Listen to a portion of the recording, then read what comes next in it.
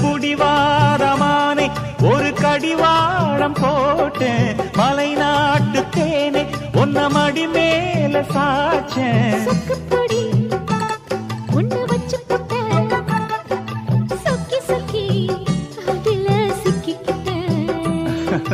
கிச்சிலி சம்பா குத்தி எடுத்தே மொச்ச குழம்பும் வச்சு எடுத்தே ஆமாடி அதுக்காகத்தான்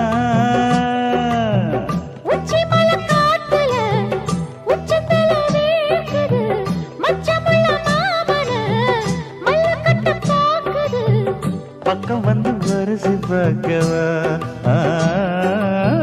பந்தி வச்சு பசிய தீக்கவா